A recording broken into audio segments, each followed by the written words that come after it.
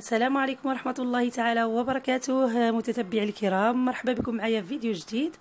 اليوم ان شاء الله غادي ندير لكم الحرشه، طريقتي يعني في باش ندير الحرشه.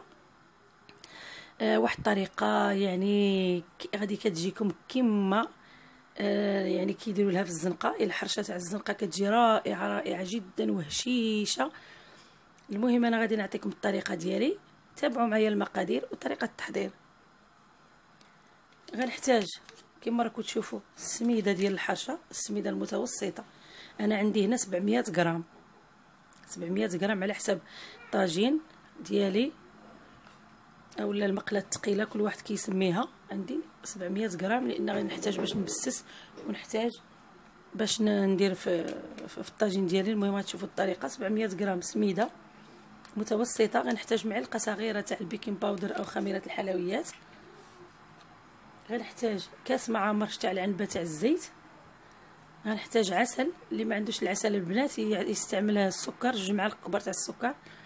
نحتاج قبصه ملح، وغنحتاج ماء بارد عادي للخلط. بسم الله على بركه الله. غادي ندير نصف ولا ملعقه صغيره نتاع خميره الحلويات. ندير قبصه تاع الملحه، شويه ملحه، الملح على حسب الذوق.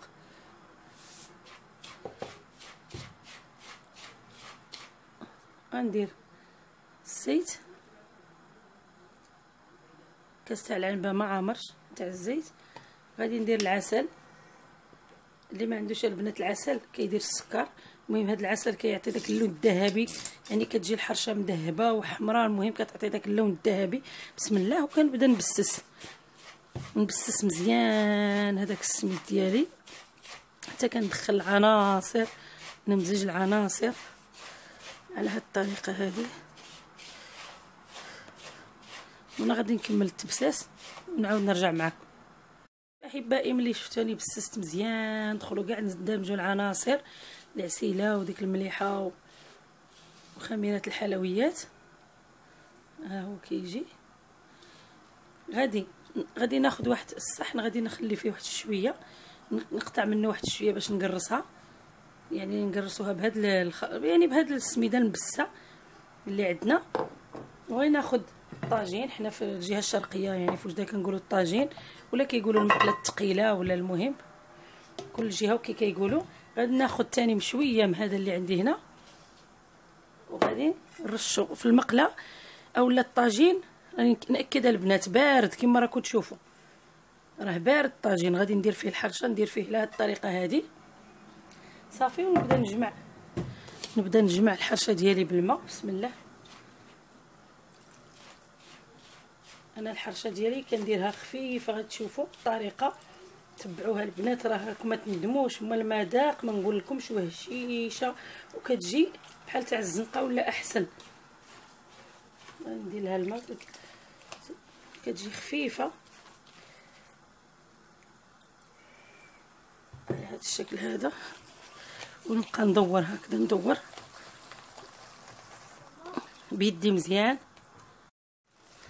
شوفوا اخواتي كتجي جاري، كتجي خفيفه خفيفه.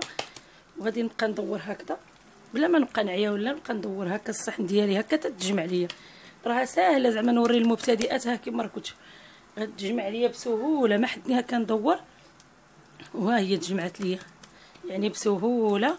وغناخذ هذاك السميده اللي كنت خليت شويه، غادي ندير لها هكا على الطريقه.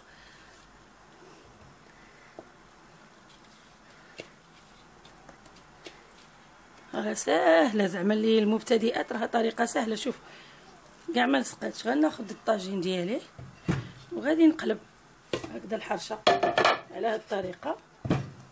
نزيد لها السميده اللي خليتها باش نقرصها على هذه الطريقه هكا. بسم الله صافي. ونقرص الحرشه ديالي كما راكم شفتوا، راه خفيفه. غتساعدني يعني تساعدني في التقراص على هذا الشكل. الطاجينه طويجين كما قلت البنات راه بارد. وغادي نزيد شويه السميده كذلك. في التالي نحاول نحيد دوك لاطراس تاع الصبعان باش ما يبقاوليش هذوك لاطراس تاع الصباع. كندير هكا بالسميده على هذا الشكل البنات. الحرشه ديالي ها هي واجده. انا غادي ان شاء الله هنا نمشي ندير هاد الطيب، كنقابلوها يعني حتى الطيب. غير الاشاره البنات، انا ملي غادي نديرها في البوطه غادي ملي نحس بها بقات بحال التبوق، انا ما غادي لا نثقبها لا والو. من نشوف دوك يعني بواحد البوق بقات الحرشه تطلع شويه، غادي ندير لها كنبيكيها شويه بالفرشيطه، واحد جوج ولا ثلاثه هنا، ونخليها طيب على خاطرها. البنات نديرها الطيب ان شاء الله، ونرجع معكم نوري لكم الشكل النهائي ديالها. كما قلت لكم البنات، على واحد النار متوسطه موين، وتخليوها طيب على خاطرها. تتفاسو غادي من تبقى طيب. نهضر على المبتدئات، هما الناس اللي كيعرفوا يديروا الحرشه راه باينه. تشوفوا هنا هاد الجوانب هاد القنات هكذا بداو شويه يتحمروا، نقلبوها. راه الحرشه الا درناها على الطاجين بارد راه ما تلصق ما والو. غادي غير نشدوا اطراف اليدين ديال الطاجين جوج سربيتات ونبقاو ندوروا، غادي نلاحظوا، غادي تلاحظوا الفرق. ما تلصق ما حتى شي حاجه. نخليكم ان شاء الله نرجع.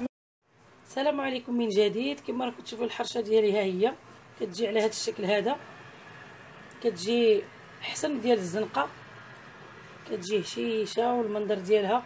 وهذا اللون هذا هو ديك العسيله كتعطيها هذا اللون هذا. نتمنى ان شاء الله الوصفه ديال اليوم تعجبكم وتجربوها، وراه كتجي ساهله وكتجي في المذاق بنينه بزاف. المهم نقول لكم خليتكم في امان الله وحفظه، والسلام عليكم ورحمه الله تعالى وبركاته.